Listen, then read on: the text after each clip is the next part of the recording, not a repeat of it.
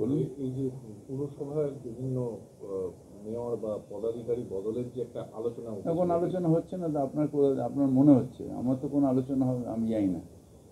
আমি পৌরমন্ত্রী, আমি দলের মোটামুটি একজন সদস্য, আমি তো কোনোদিন শুনিনি যে কোথায় আলোচনা হচ্ছে। আপনি শুনতে পারেন, আমি শুনিনি। 21শে জুলাইয়ের মঞ্চ থেকে অভিষেক বন্দ্যোপাধ্যায় একটা রদবদল আমি শুনিনি, যেটা আমি শুনিনি আমি কেন রদবদলের কথা উনি বলেছেন, রিভিউ করার কথা উনি বলেছেন, কিন্তু কখন কোথায় পাল্টানো হবে এটা আমি শুনিনি। আপনি শুনতে পারেন, আপনি দলে হয়তো বেশি ইনভলভ, আমি ইনভলভ কম, আমি শুনিনি।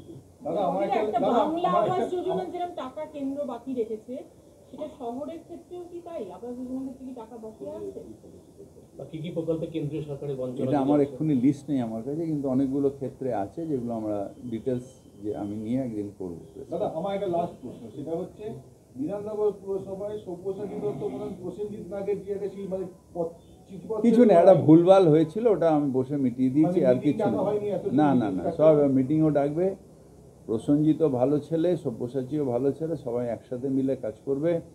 আমরা একটা টিম, মমতা ব্যানার্জির টিম, আমরা সবাই মিলে ভালোভাবে মানুষের পরিষেবা দেব। ইনস্ট্রাকশনের কিছু নেই, দুজনেই তো বন্ধু, আমরা তো সবাই কাউন্সিলর, আমরা সবাই একসাথে মিলে কাজ করব। হতে পারে কোথাও একটা হট এক্সচেঞ্জ হতে পারে, কিন্তু সেটা আবার মিটেও যায়, ওভার এ কাপ অফ টি, সব মিটে যায়। এটা বিজেপি না যে ঝগড়া করে যাবো, আমাদের